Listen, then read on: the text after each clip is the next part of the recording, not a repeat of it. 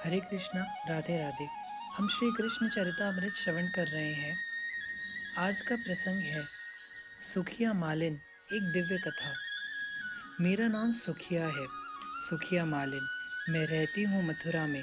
मेरे पतिदेव तो स्वर्ग सिधार गए, पर एक पुत्र दे गए मुझे, सुदामा। हाँ, मैं स्नेह के दाम में बंध गई, इसलिए मैंने ही अपने सूत का नाम रख दिया था सुदामा। रहती हो तुम मथुरा में और फल बेचने आई हो गोकुल क्यों? प्रभावती गोपी आज पूछ रही थी इस वृद्धा सुखिया से। अपनी फलों की टोकरी को संभाल कर एक तरफ रख दिया। प्रभावती गोपी से बोली, थक गई हूँ, जल पिलाओगी? हाँ हाँ, ये कहते हुए गोपी भीतर गई और घड़े का शीतल जल ले आई। वृद्धा मालिन ने जल पिया, पसीना पोंछा, जल का छींटा आंखों में दिया। अब क्या बताऊं, मैं तो मथुरा की हूँ, मेरा मायका भी मथुरा और ससुराल भी मथुरा।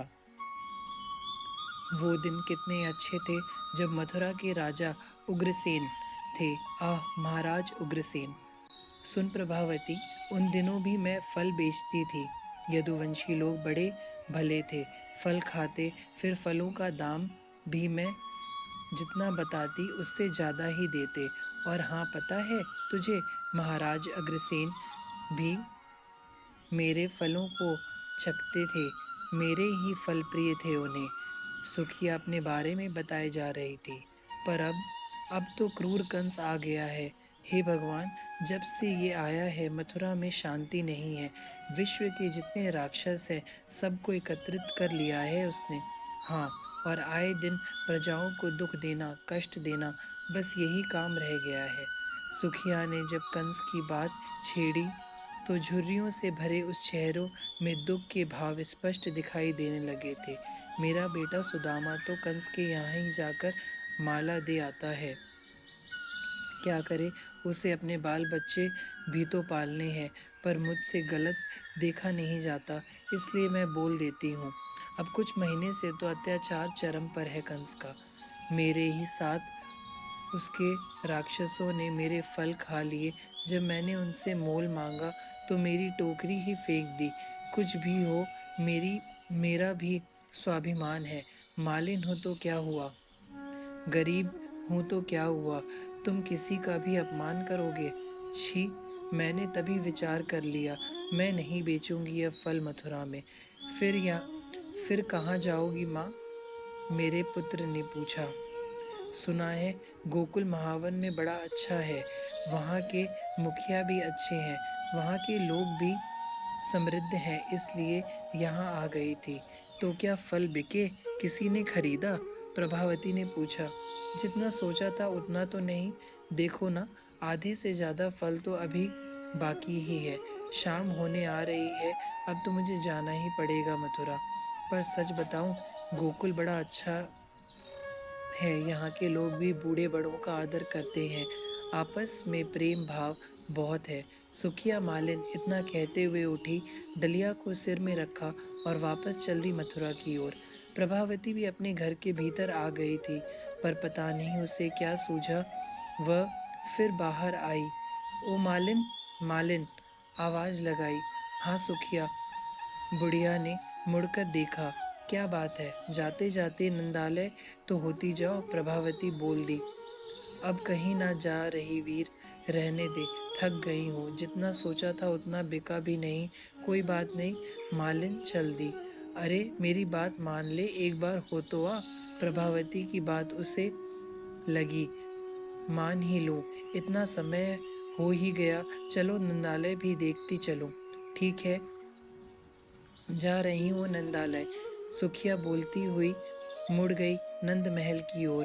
कोई फल ले लो, कोई फल लोरी, कोई फल लो, यह बुढ़िया सुखिया आवाज लगाते हुए चल रही है। इधर नंद महल के आंगन में नंदलाल बैठे हैं अपनी मैया की गोद में। सुंदर से गोपाल, घुंघराले उनके बाल, मुस्कुराता हुआ उनका मुखमंडल, पीतांबरी धारण किए हुए। मैया, मैया, कोई आया है? मैया की मैया की कोडी पकड़कर ठोडी पकड़कर हिलाते हुए पूछ रहे हैं। हाँ, कोई फल बेचने वाली आई है। मैया, मैया, मैं फल लूँगा, जा ले ले, मैया ने कह दिया। गोद से उतरे नंद नंदन और भागे हुए गए सुखिया के पास। मुझे फल दे दो, हाथ पसारे मांगने लगे कन्हैया। सुखिया मालिन देखती रह गई। ओह, क्या सौंदर्य है, क्या दिव्य रूप है, क्या छटा है रूप की। चितवन बाकी है इसकी, मुस्कान मादक है। सुखिया मालिन ने जीवन में इतने बसंत देखे थे, मथुरा के राजमहल में भी इतने इसने कितनों बालकों को देखा था, पर ऐसा सौंदर्य दिव्य अद्भुत आज तक नहीं देखा। फल चाहिए?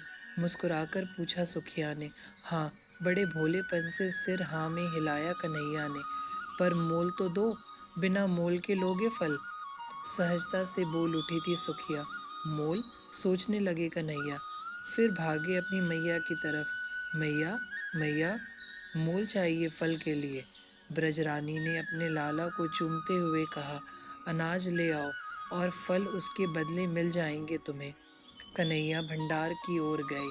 तात विदुर जी छोटे से हाथ कन्हैया के, उसमें वैसे ही कुछ दानों ही आए थे अनाज के, वह भी दौड़ते हुए सब गिर गए।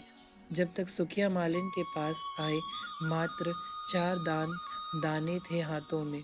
लो मोल, अब तो दो।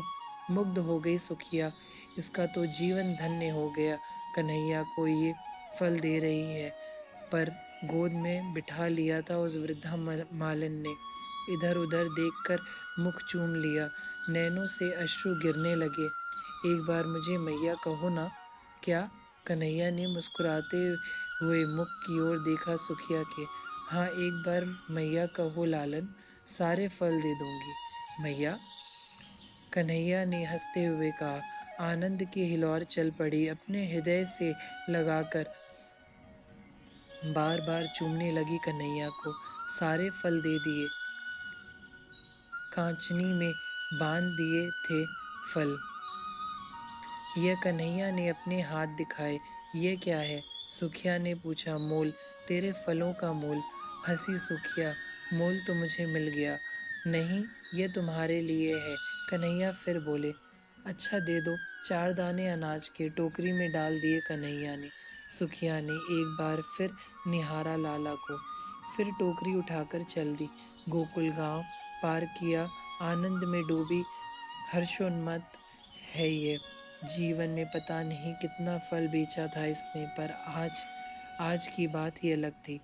पर टोकरी क्यों भारी हो गई? मथुरा में पहुंची तो उसकी टोकरी और भारी होती जा रही थी। उसके समझ में कुछ नहीं आ रहा था। वह बराबर सोचती, फल तो मैंने सारे दे दिए थे, टोकरी तो रीति थी। फिर रीति टोकरी में इतना भार कैसे? घर के द्वार पर आकर उसने टोकरी उतारी। ओह, चकित हो गई सुखिया मालिन। उसकी टोकरी तो रत्नों से, मणियों से, हीरों और मोतियों से भर गई थी। यह सब देखकर सुखिया के नेत्रों में अश्रु बहने लगे। मैंने कब मांगा था तुमसे यह सब? बताओ कन्हैया, कब मांगा था? मोल? यह मोल दिया है फलों का, मानो कन्हैया बोल रहे हो। हंसी अब सुखिया, खूब हंसी। तेरे जैसा दयालु और कौन है? 4 फल के लिए इतना मोल? हंसते हुए वह फिर रोने लगी। वो कन्हैया कन्हैया कहती रही। तात विदुर जी कहते हैं फिर वो पलटकर गोकुल नहीं गई, क्योंकि गोकुल में यह बात फैल गई थी। अन्नपूर्णा भगवती ही आई और कन्हैया को फल देकर चली गई। सुखिया हंसती है। मैं भगवती? हाँ, कन्हैया चाहे तो किसी को भी कुछ भी बना सकता है। अपनी माँ सुखिया की बात मानकर ही सुदामा मथुरा में नित्य माला बनाता है। बनाता तो पहले भी था, पर अब कन्हैया के लिए एक माला नित्य बनाकर रखता ही है। हरे कृष्णा, राधे राधे।